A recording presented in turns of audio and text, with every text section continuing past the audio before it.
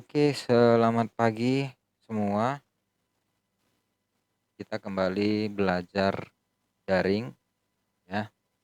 Mudah-mudahan semua pandemi corona ini cepat berlalu supaya kita bisa kembali bertatap muka di sekolah dan belajar lebih efektif lagi. Tetapi untuk saat ini bukan berarti kita menjadi malas, bukan berarti kita menjadi ogah-ogahan karena kita akan rugi sendiri ya.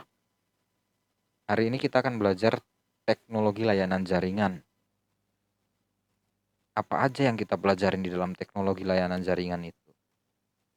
Teknologi layanan jaringan ini, kita akan mempelajari tentang istilah-istilah yang ada di eh, dunia jaringan. Contohnya seperti bandwidth, ISO layer, terus eh, apa standar-standar yang digunakan di dalam dunia jaringan, mengenal apa itu VoIP, soft switch, PBX, ya. Jadi harapan kami anak-anak kalian untuk tetap fokus. Kalau tidak paham silahkan bertanya ya. Oke, hari ini kita akan belajar tentang ragam aplikasi komunikasi data. Apa itu ragam aplikasi komunikasi data? Jadi ragam aplikasi komunikasi data itu sendiri adalah macam-macam komunikasi yang terjadi di dalam internet, di dalam komputer, dalam jaringan. Apa aja yang menjadi komunikasi di dalamnya. Contohnya audio, video, file, seperti itu ya. Oke.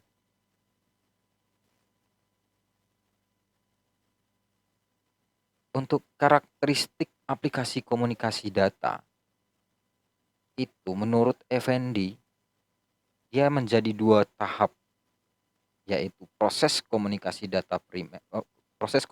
primer dan proses komunikasi sekunder.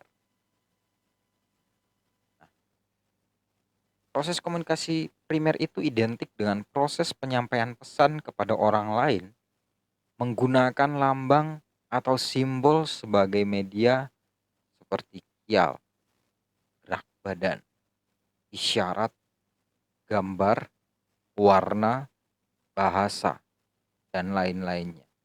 Sedangkan proses komunikasi sekunder itu adalah proses penyampaian pesan kepada orang lain dengan menggunakan alat sebagai media. Dan perlu kita ketahui bahwa untuk dapat berkomunikasi itu ada yang namanya pengirim dan ada yang namanya penerima dan ada yang namanya protokol.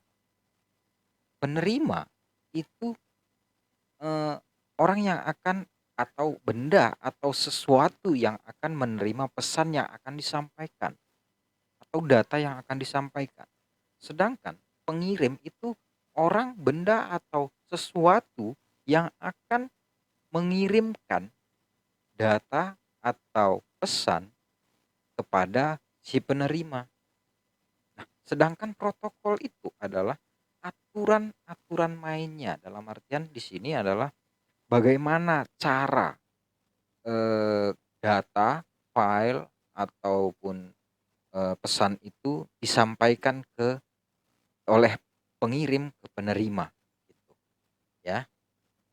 Oke, selanjutnya komunikasi video. Komunikasi audio. Komunikasi audio itu bisa dikategorikan menjadi 5 kategori. Audio visual, audio streaming, audio response, audio oscillator, dan audio modem riser. Ya, jadi ada 5 kategori-kategori komunikasi dalam audio.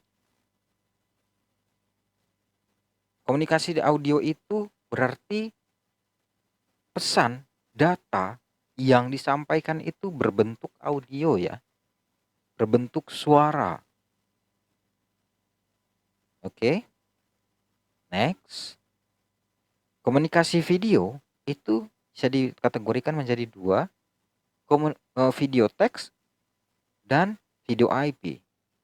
Nah, kalau untuk komunikasi video itu yang dikirimkan itu adalah berbentuk video atau gambar yang bergerak frame by frame. Tuh.